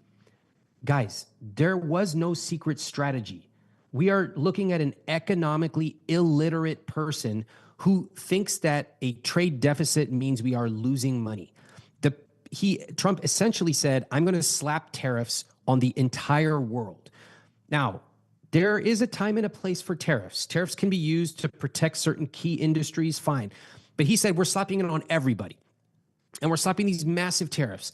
And he really genuinely believes that other countries pay tariffs. That's not how it works. You, the consumer, pay tariffs. I've been telling people on Twitter, I have a bunch of MAGAs arguing with me. I'm like, do you realize that you are going to pay $2,500 a year extra just for household goods so that I, a guy who doesn't need a tax cut, I'm going to get a big fat tax cut and I'm going to take your $2,500 and go spend it at a luxury hotel? That makes no fucking sense. Do you think that's fair? They go, that's not going to happen. That's not going to happen. It's all about fairness. I go, radicalized. First, tariffs are regressive. They hit the poor and middle class more. I can afford an extra $2,500. The median American household, that is a lot of money, especially for poor and middle class people. Second, and where did that come from, by the way? Because think of everything you buy. So much of it is made abroad. Coffee, fruits, anything in your house, your clothes, that's all going up. Okay. Next, what that does is it destabilizes the entire world. They go, the U.S. is not a stable trading partner. We don't like it. And that is risk. When you have more risk in the system, you charge more. That's what companies do. Like if I'm dealing with somebody who's always showing up late and they're unreliable and this and that, I'm going to charge them more because I need to make up for that risk. Sometimes they're not going to come through. I'm going to get paid for that. That's what companies do. Now, let's talk about the emergency fund. That's why I say 12 months of an emergency fund, because things are so unstable, in my opinion, that even if the tariffs were waved away today, there is still instability around the world. Companies and countries are like looking at America saying, they're not stable, so therefore I'm going to raise my prices. When there's instability, companies retrench. They are very responsive. They look around, they go, oh shit, we're going to stop building factories. We are going to not hire people. We're putting a hiring freeze immediately. They even do layoffs. When layoffs happen in the news more and more, and companies start retrenching, then large layoffs happen.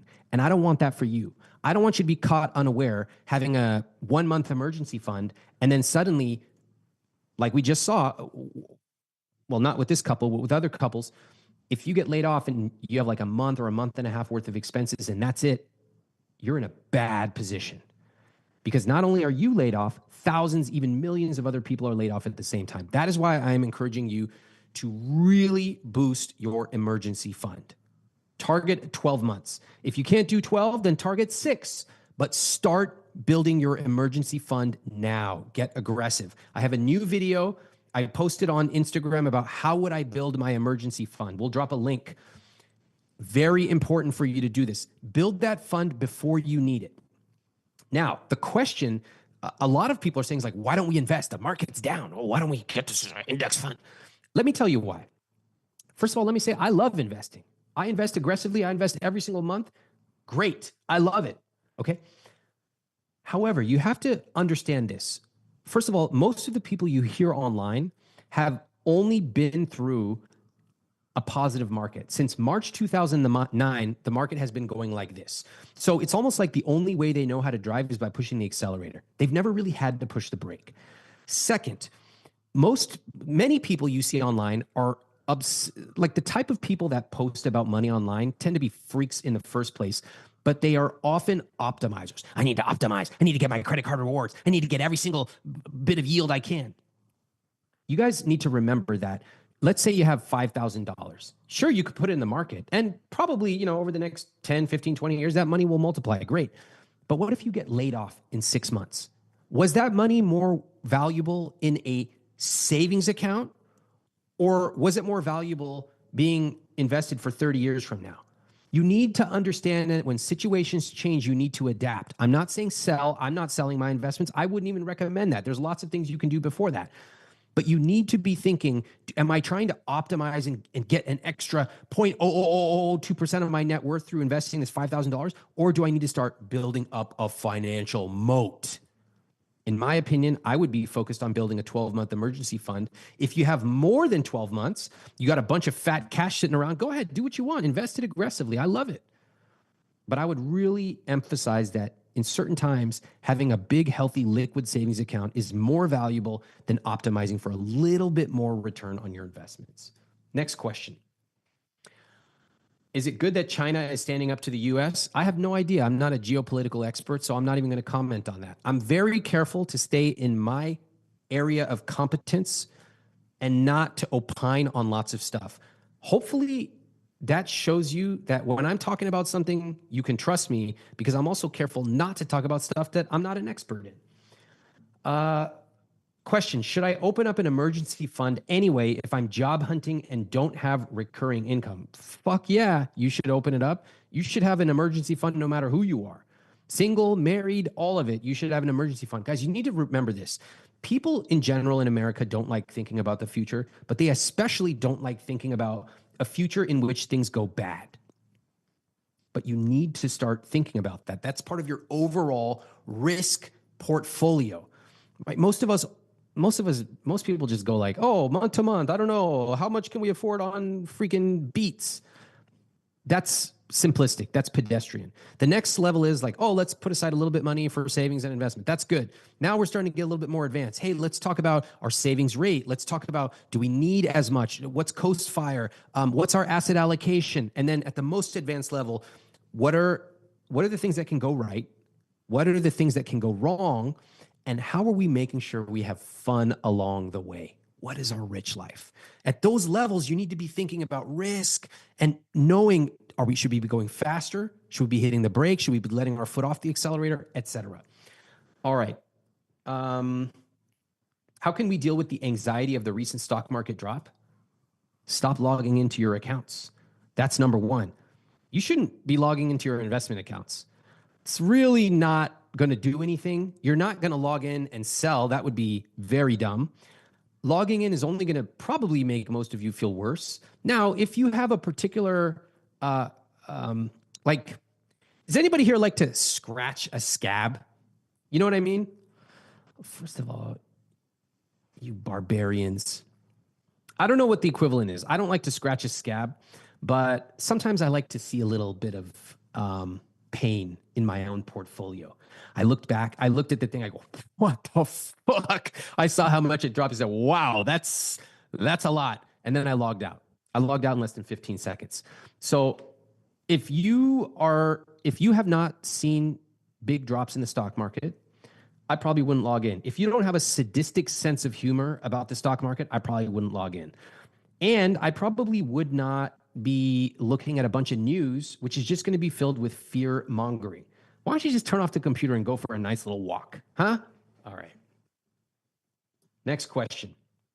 Oh, before we go on, for those of you who want a place where we actually talk about money in a constructive way and we deconstruct what's going on long-term, join Money Coaching. We're going to drop a link in the chat, iwt.com/money coaching. I do Q&A just like this every single month, and I teach you an important part of money that I can't share publicly. We have a huge community of awesome people, all of them like you, trying to build their rich life, and they'll keep you focused on the positive stuff and keep you from doing something rash with your money. So we'll drop a link for Money Coaching right in the chat. You should join. I'd love to see you in there. Next question. Would you recommend pausing aggressive debt payoff in favor of adding to savings? Ooh, this is a good question. So similar questions. Would you recommend pausing paying off debt? Would you recommend pausing 401k contributions or any of these other things? Believe me, or believe it or not, my answer might surprise you. Probably. Let me tell you how I would think about it. To build up an emergency fund quickly, the first thing I would do is look at my discretionary spending. And if there are things on there that are not core, things like eating out, I would instantly be getting much, much, much more disciplined about those. You know, I've talked to people who, whatever number they think they spend, triple it. That's how much they actually spend eating out. I would take that money immediately and I would redirect it to savings every single month. For many people, that's hundreds of dollars per month right there going to an emergency fund. Boom. You just already kickstarted that emergency fund. Next up, I would look at things like your 401k, or sorry, any low interest debt. If you are overpaying, like you're paying an extra $200 a month towards a 3% mortgage, not anymore. I would put that personally in an emergency fund. There's no reason to overpay low interest debt right now when it would be much more important and valuable to have that money in an emergency fund. Then you start getting into, then you can stretch out your expenses. Things like any personal care. Let's say you're getting it every 3 months. Consider making it every 4. Just doing that, stretching it out by just a month, can save you hundreds of dollars over the course of the year. Make sure you redirect that money to savings. Then we get into investments. You can do things like decrease your contributions to a 401k. Maybe just bring it down to the match. You could decrease your other contributions. And if we're really getting into tight situations, you could decrease the debt you're paying off towards high interest debt. I would hate for you to do this. Like credit card debt, you're paying 27% interest. I really would not like to see you cutting that down because that thing really compounds. But you have lots of options. That is my point. Is it safer to invest in real estate rather than stocks right now? Not necessarily. Maybe not. You need to remember that real estate is highly undiversified. It's in one geographic location. What if that area floods or becomes unpopular? It also has very high holding costs. So owning real estate is not passive like a 0.01% expense ratio on a Vanguard fund. But it can be part of an overall portfolio if you want. It's not part of my portfolio, but if you have real estate, okay, you just need to carefully run the numbers. Very few actually do. What's the smart move if I'm retired and living entirely off my investments? Oh man, I would be so pissed at the entire Republican Party if I were you, because especially for people who are older, particularly retirees, where you're often living off a fixed income, this can dramatically affect your living standards. Your entire portfolio goes down. That means less dividends. It means less for you to live. I wrote this comment on Twitter yesterday. Somebody actually asked me, like, how's that possible? I don't understand the connection between the stock market going down and older people not getting medicine. I go, well, this is why it's good to actually talk to old people, poor people, all kinds of different people. There's very good data showing that when recessions hit, people die. That's because, for example, people can't afford medicine. So they stop taking it and they die. This whole thing, I don't mind that the stock market goes up and down. I don't mind that. That's a natural part of the stock market. This entire drop, there's no reason for it to happen. There's no economic rationale to slap worldwide tariffs. There's no rationale for people who send me these screenshots where they've lost thousands, tens of thousands, hundreds of thousands, or even millions of dollars in the last few days. There is no justification or there's no secret fucking negotiation happening. It is purely made up and pure nonsense. So I would be incredibly pissed if I were you. What would I do? I would cut my expenses right now as much as possible. I would cut those expenses. I would carefully look at my asset allocation. For example, there are a lot of people who before last week were like, I'm a disciplined investor. I'm QQQ all the way, bro. It's all about tech. They're really aggressive. And then they saw the market drop and then they freaked out. Okay. A lot of people are not as disciplined of investors as they think they are. It's easy to say you're disciplined when the market's going up like that for 15 years. It goes down like that for 3 days and people start flipping out. My point, I don't think you're doing that. You asked a very respectable question. I would simply look at your asset allocation, meaning what percentage of your portfolio is stocks and bonds. You really want to consider that. You can look online. You can talk to folks about what should your asset allocation be. But as you get older, you want that to be more conservative because it's very difficult for somebody who's, say, 75 to deal with a 20% drop in their investments if they are living on those investments. This makes me so mad. Let's see. I'm going to ask, okay, so are there any takes on best side hustles? Ooh, we have an entire program teaching you how to start and grow a side business. This is earnable, and I would highly encourage it if, as long as you can afford it. We're going to drop a link in the chat. For those of you who want to start earning more money, this is an amazing way to do it. Take the skills you already have and turn them into side income. People pay for this all the time. I myself hire people. I've hired personal organizers. I've hired people to come do food prep, trainers, Excel analysts, people to help with AI. There's so many different ways that you have skills already that people would pay for. We'll drop a link to the Earnable program in the chat. Somebody asked a question about stopping any major purchase. Someone says, I'm in the process of selling my house and renting to lower our costs. Should I stop and not sell? I mean, I don't know that, but I'll give you my thought process. If you can sell and you know how much you're going to make and you're going to walk away with a bunch of liquid cash, that could actually be amazing. That could actually be amazing because right now, have you heard the phrase cash is king? They're talking about times like this. When you have cash sitting in a high yield savings account, quote, liquid, meaning it's not invested, it's just in a savings account, that helps you ride through the chaos. Even if you lose a job, you have money to survive for a while. Now, should you rent? That could be good. You want to run the numbers. You want to really, really run the numbers before you sell. How much are we going to make? How much are we going to walk away with? That's a big difference. Let's say you sell for, let's say 400. You're not walking away with $400,000 in your account. You got to pay all kinds of expenses, closing costs. You got to pay taxes and all kinds of other fees. So how much are you going to end up with? Then how much is rent going to cost? You got to think about these things. Plan it out ahead of time. But in theory, would selling right now, if you end up with a nice stack of cash and then renting for a while, would that be good? It could be good. It could be good. I would need to run the numbers. Somebody's asking for me to do a course on ironing. Guys, I did a 30-minute YouTube video on ironing. What are you talking about? I freaking show you how to iron creases so sharp it will cut your face if you rub it on it. Go look for it. Ramit Sethi, ironing. All right. Let's see. Let's ask, let's say, any last questions? Somebody says, I know you recommend keeping your high yield savings account separate from checking. Can you explain why? Well, let's just talk about checking in general and savings. So should you have a savings account? Yes, it should probably be a high yield savings account. Great. We talk about that. If you're on my email newsletter, we just sent out, I think, a list of accounts that we use. There's a bunch of high yield savings accounts. You can find a bunch in my book. I name names. I tell you the exact ones to use and the exact ones not to. I like keeping checking separate because I don't love the two of them being right next to each other. What happens is people just transfer money from one to the other because it's seamless. And I actually don't really want money going from savings to checking unless it's a very specific reason. Like, hey, we saved up enough to take a vacation, or we saved up enough for this big purchase. Then we transfer it one time. But I don't like people doing it interchangeably. That's not the point. Checking is where money comes in and it goes out. It's like your email inbox. Your savings should primarily be money just going in there. It doesn't come out that often.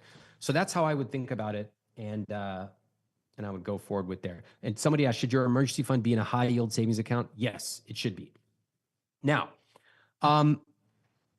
before I wrap, I want to ask, are y'all enjoying my video, this one today, and also the videos I've been doing on politics on my social channels? Let me know. I'd love to see it in the chat. And we'll put some links out in a second for my book, I Will Teach You to Be Rich. If you're in a relationship, Money for Couples, you can get them both. It's fun to do them both together. And our money coaching program, we'll drop a link for that as well. Okay, super happy to see comments saying you all enjoyed the videos I've been doing. That's awesome. Guys, the one thing I just want to remind you of is this is serious stuff that's going on. You know, I like to have fun with money. I tell a lot of jokes. I make fun of dumb commenters online and stuff like that. But the reason I'm doing this is it's really serious. I'm taking it seriously myself. and I want you to be aware of what is going on. That's why I'm not afraid of naming names and saying, Trump's economic illiteracy. I don't care if people get mad at me for saying it. It's true. And the reason that I share this with you is I want you to pay attention and start making changes in your finances. It's important. Most of us have extra fat in our life that we can chop off without much effect on our finances. For a lot of people, it's eating out, it's kind of mindless spending. That stuff can be tightened up and immediately redirected to an emergency savings account. You can still spend on the things you love. You want to join Earnable because you're going to learn how to start a business that's going to make you thousands of dollars a month. If you can afford it, great. You got a trip you planned for and you have your emergency fund filled up, great. I'm not talking about becoming a pauper, but I do want you to pay attention to what's going on and be thoughtful and aggressive about building your savings. In terms of investments, don't do anything rash. Don't sell all your investments. That would be a huge generational mistake. Keep investing. Know that over the course of the long term, America has gone through multiple world wars and other wars, recessions, oil crises, and the market continues to perform. We need to be consistent and we need to be thoughtful. That's why I appreciate you coming, sticking around with what I share. Get on my newsletter, get on my social, get on my TikTok. Oh, and we'll drop a Webby Award link. If you can all, before you leave, just click this link and vote for us. It really helps. And since you all came, that's the one favor I have to ask. Drop this Webby Awards link. We are nominated and we need your help to win. The link is coming right your way. If you click that and you vote for us, it will mean a lot to me personally. All right, here we go with that link. And thank you so much for your comments. Do me a favor, click that. Vote takes 5 seconds.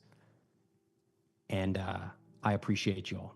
I will see you on Instagram, TikTok, my newsletter. I will see you on YouTube. And what a joy. This has been so fun. Big shout out to my team for making this happen so quickly. To everyone on the I Will Teach You to Be Rich team, can we give them a big, big, big thank you? They have done an awesome job. They helped me do what I do. I couldn't do it without them. Thanks to them and thank you to you.